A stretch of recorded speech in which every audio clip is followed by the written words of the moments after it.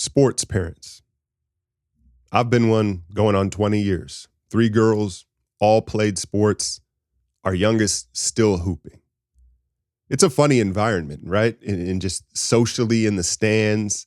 And it starts young, right? If your kid's 7, 8 years old playing soccer, playing basketball with the little hoops, right? But I have an interesting perspective on it, or maybe a wider view on it, because I coached, I play, I've refereed, I've been dad, right? And so I've seen all angles of it. And the thing that you'll notice with parents and their kids, and it doesn't even have to be sports. It could be in the classroom. It can be with a teacher, right? But they're going to blame the coach. The parent is going to blame the coach. Why? Because they're not comfortable putting that blame on their child. They can't see it through that lens, right? And that's not to say the coach doesn't deserve some blame. Certainly a lot of the time the coach does, right? But that's going to be the focus, is the coach, because I'm not going to blame my kid, right? I'm just not comfortable doing that. It's almost a subconscious thing. And again, the same thing in the classroom. You have a parent-teacher conference meeting, and whether it's academically or behavioral, from a behavioral perspective, right? Usually the parent's going to be like, well, that teacher, they don't know what they're doing. They're not, get control of your classroom, right? That's just what we naturally do. And I think that that's what Dub Nation is doing right now. Dub Nation is not comfortable putting this on Steph Curry. Now, before you start raging in the comments, listen to what I'm saying here, because Steve Kerr, he's next up. Like, Steve Kerr deserves plenty of blame. He really does. His obsession with small ball, these slow starts, to me, that's partly coaching as well. Like, what is the preparation here? You don't have these guys ready to play. Steve Kerr deserves plenty of blame. But the root of this issue is Steph Curry doesn't look like he can carry this team anymore. Right? And again, I think a lot of us now, it's silly to think, oh, we view Steph as our children, but there's that type of love Dub Nation has, where it's like we don't want to see we don't want to see it. We're not accepting what we're seeing right now. Now, to be fair, we've had this conversation 2 or 3 times over the last 4 or 5 years, right? We're like looking at the clock, the age, we're like, is this it? This it? And he's defied the odds, and he's such an outlier that I understand this unwavering faith in Steph Curry, even at almost 37 years old. But right now, it looks like he can't carry this team any longer. And it's not, hey, get Steph some help. It's we need a player better than Steph to truly compete. And what I'm seeing is not just the physical. We know he's dealing with the knee tendonitis, right? He's older, but there seems to be a mental aspect as well, and it always bleeds together, right? But it looks like a guy that's having a hard time finding a want, finding a why. And we all would understand that at this point in his career, right? But it just looks like Steph, on a night-to-night basis, is having a hard time revving his engine. And so we can blame Kerr for everything, and you can also say, hey, Steph has masked over the years a lot of Kerr's deficiencies as a coach. But ultimately, they've got 4 of them things, right? It's been successful.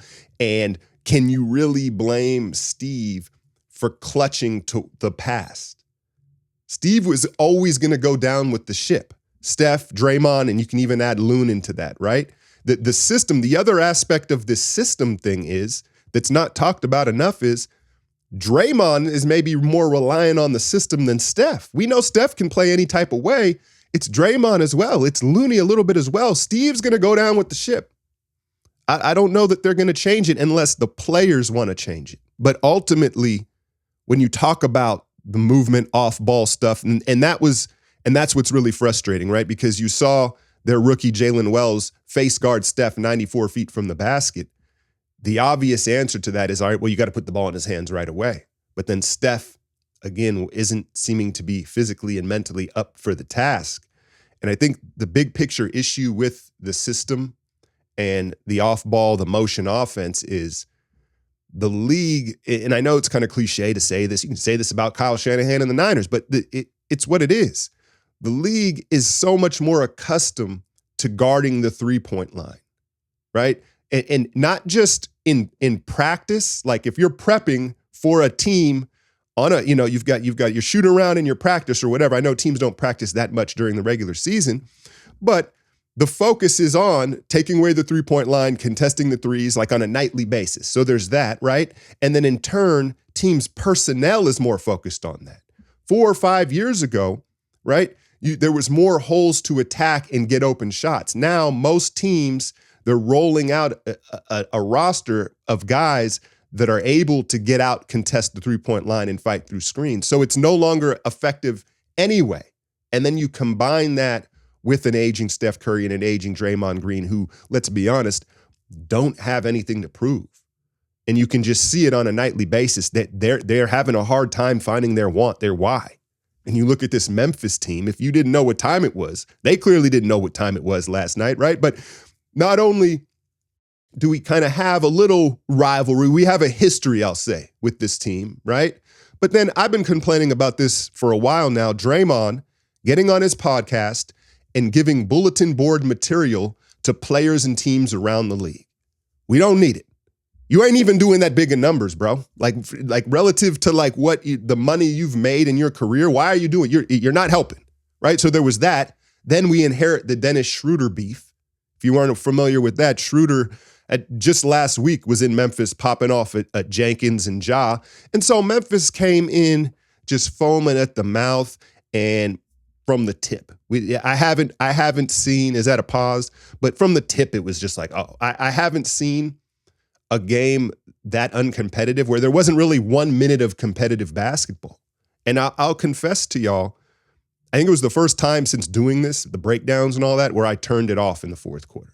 Because usually, whether we're getting blown out or we're blowing a team out, I'm like, all right, well, let's see the young guys, or I feel obligated to cover what's happening in case I miss something. I turned it off.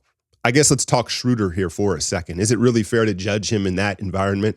What was he, like 1 of 7, 1 of 8? He didn't help, right? Not last night. But I think that what happened was we fell behind so quickly, he felt a sense of like, I better try and score. And he forced some tough shots, trying to turn the corner against the Grizzlies' size, right? So I'm not going to really judge Schroder in the context of that game. Ultimately, though, Dub Nation, I think we really have to be honest with ourselves here. In all this talk about adding a second star and getting Steph help, has that window closed? Has that window closed? You know?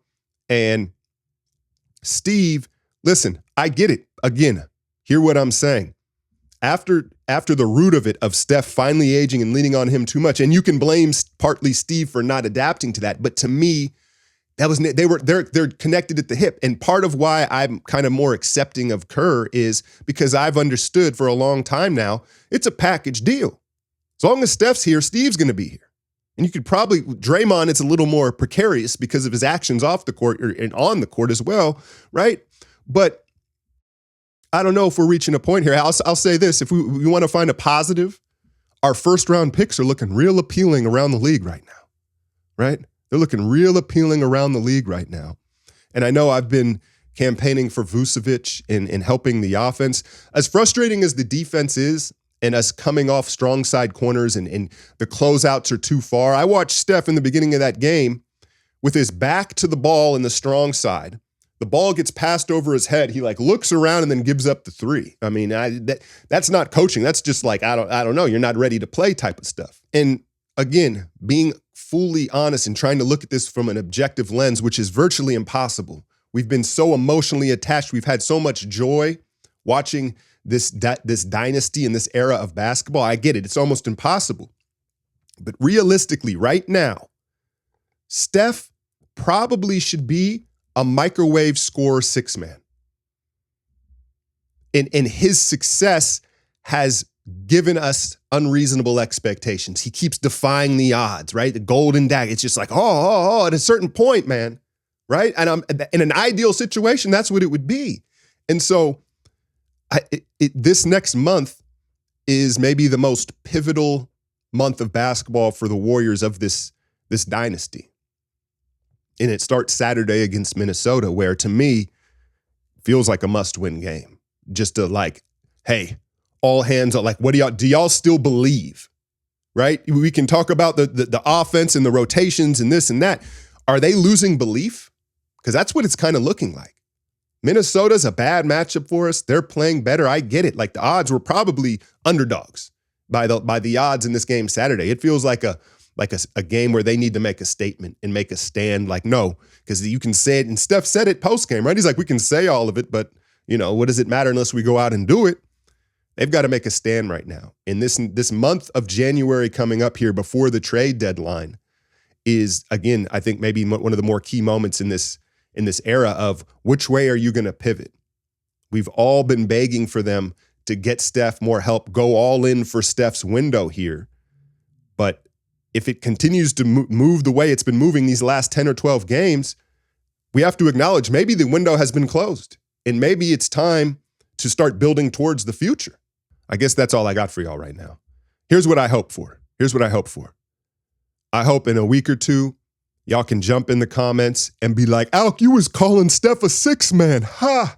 You was saying his legs are cooked. He don't want to play. Ha! And I hope to be wrong. And I'm not saying that I'm right.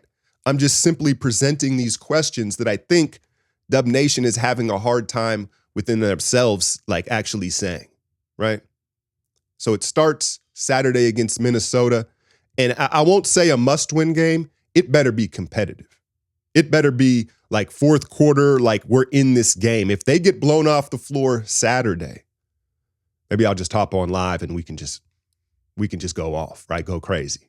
But yeah, man, this end of December into January before this trade deadline, it's going downhill quick, right? And it's getting to a point where it's like, okay, then what's the point? Do we have to pivot the other way? I hope I'm wrong. For this is my business, right? It's good for the Warriors to be good, but all I can do is say what I'm seeing. And right now I'm seeing a team that not only is old and small, but it looks like they're starting to lose belief. Hit that like, share, and subscribe. I'm out, y'all.